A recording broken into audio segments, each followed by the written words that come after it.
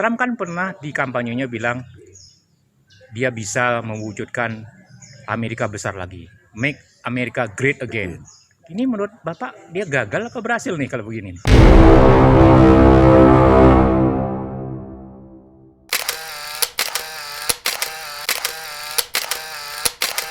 Dia lagi mempersiapkan untuk periode kedua. Kalau kemarin kan 2019 di Indonesia Pak Jokowi berhasil memasuki periode kedua.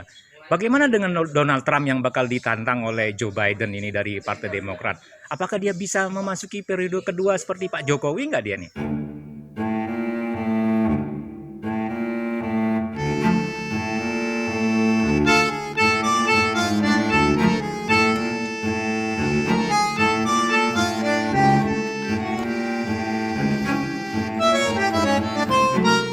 Selamat pagi. Selamat pagi. Wah, lagi jalan-jalan di taman ini. Luar biasa. Ini pada saatnya jam 10 ini udara bagus, cahaya matahari bagus. Kita dalam suasana COVID-nya harus sehat, mencari udara yang segar dan mencari sinar ultraviolet yang dilimpahkan Allah pada kita semua. Itu berpengaruh nggak untuk kumisnya Bapak ini? Menyuburkan kumis. Oh gitu ya. Jadi sinar matahari penting sekali loh kalau gitu. Sekali. Kita harus bugar, sehat. Karena bagi saya satu-satunya jalan untuk mencegah COVID kita harus sehat dulu, itu yang penting. Nah ini kan lagi PSBB di Jakarta, katanya diperpanjang dan istilahnya ada masa transisi. Di negara lain lockdown, ada yang udah dibuka, ya. Indonesia Pak Jokowi sedang mempersiapkan yang namanya new normal. Bapak setuju nggak dengan istilah new normal dari Pak Jokowi? Setuju. Sebetulnya kalau kita bilang bahwa new normal itu sebenarnya kan istilah yang kadang-kadang membuat orang rancu. Tapi bagi saya adalah bagaimana kita menyesuaikan diri dengan keadaan. Itu yang paling penting. Bahwa suatu kenyataan bahwa sekarang ini ada pandemi COVID-19, entah itu yang katanya konspirasi, entah itu memang virus murni, tapi faktanya itu adalah pandemi yang memakan banyak korban. Jadi artinya apa? Karena virus ini kan nggak mungkin Pak Komang, nggak mungkin bisa hilang begitu saja. Bapak setuju nggak ada istilah konspirasi dalam hal ini? Konspirasi teori, wah kayak judul film ya. Teori konspirasi ada yang buat dari Cina, banyak macam. Kita mungkin tidak terlalu, saya nggak terlalu concern ke sana karena apa? Faktanya ada korban, itu masalahnya. Kalau itu konspirasi apapun, faktanya ada korban. Kalau katanya konspirasi dari Amerika, Amerika juga paling banyak yang meninggal.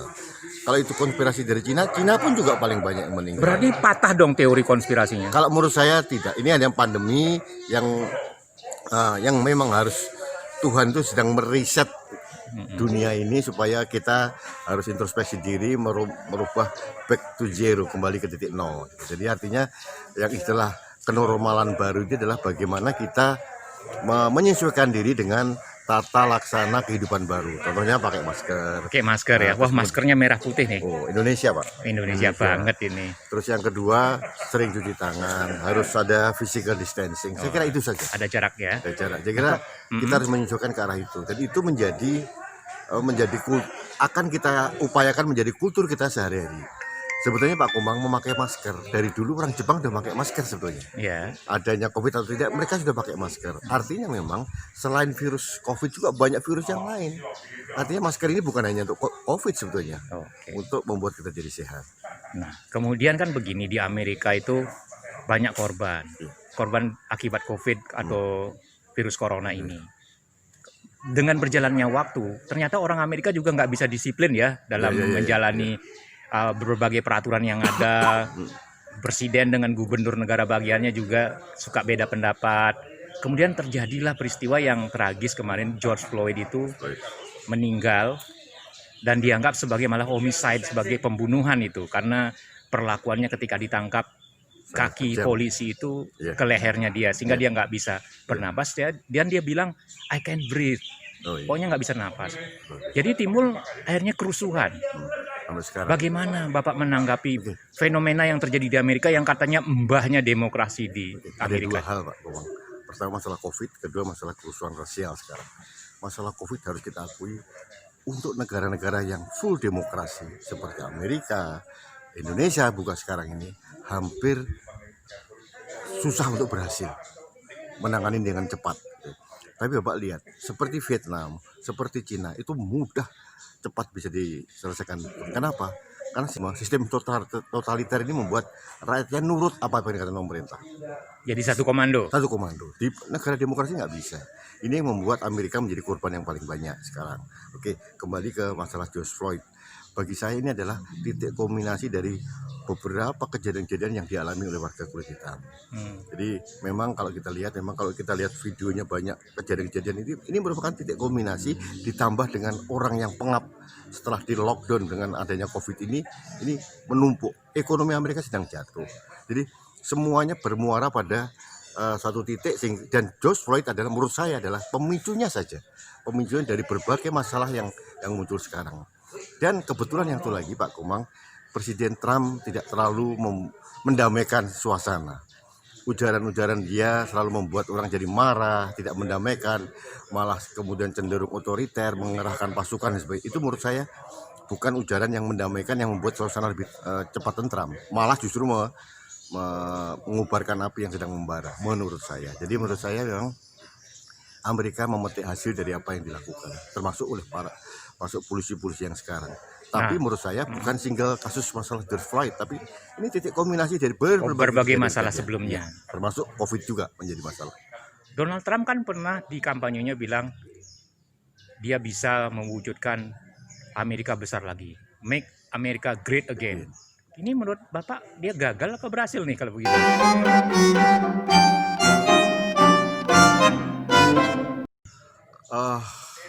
Tidak terlalu berhasil. Secara ekonomi mungkin ya, sebelum COVID ya Pak ya. Yeah. Sebelum COVID dia berhasil, menekan kuat gitu. Tapi ternyata COVID membuat segalanya berubah. Amerika sekarang jadi going down. Cina saja yang dulu hampir 8%, sekarang adalah minus kan. Yeah. Amerika juga sama. Bahkan Amerika menjadi korban COVID yang paling tinggi di dunia sampai sekarang. Jadi COVID ini membuat orang yang jumawa, yang sombong menjadi harus introspeksi diri, termasuk Amerika juga. Karena mereka terlalu sombong, Presiden Trump terlalu sombong. The Make America Great Again ini akan ditegur oleh Tuhan. Jadi menurut saya puncak dari kesombongan Trump itu tertampar dengan adanya COVID dan kasus rasialisme ini. Dan ini sangat menjadi negatif campaign buat Trump untuk periode berikutnya. Menurut saya. Oh iya kan dia lagi mempersiapkan untuk periode kedua. Kalau kemarin kan 2019 di Indonesia Pak Jokowi berhasil memasuki periode kedua. Bagaimana dengan Donald Trump yang bakal ditantang oleh Joe Biden ini dari Partai Demokrat? Apakah dia bisa memasuki periode kedua seperti Pak Jokowi nggak dia nih? Agak berat Pak, agak berat. Kasus-kasus domestik mereka agak berat. Jadi secara personal attitude Trump juga kurang bagus, personalitinya juga tidak membuat orang nyaman. Jadi apalagi ditambah kasus COVID, termasuk agak kurang berhasil menangani COVID-19, kemudian ditambah lagi kasus rasialis yang dipicu oleh George Floyd. Jadi bagi saya ini adalah alarm yang kuat buat Donald Trump untuk tidak bisa meneruskan. Menurut saya kayaknya sulit. Siapapun wakil dari Demokrat kan, ada Joe Biden, kemungkinan juga si Michelle Obama akan tampil, mudah-mudahan. Jadi wapres kah? Nggak tahu apakah di wapres atau mungkin menjadi plus 2 orang kulit hitam juga. Jadi kita meneruskan Barack Obama suaminya ya? Iya. Kita lihat. Berarti nanti kalau begitu dia bakal sering ke Indonesia tuh, nemenin Obama nyari bakso itu. Iya. Okay. Nah, terus gimana Pak? Kalau Bapak jadi warga negara Amerika misalnya, Bapak bakal milih siapa? Donald Trump apa Joe Biden?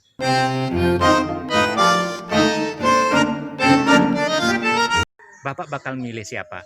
Donald Trump apa Joe Biden? Michelle Obama.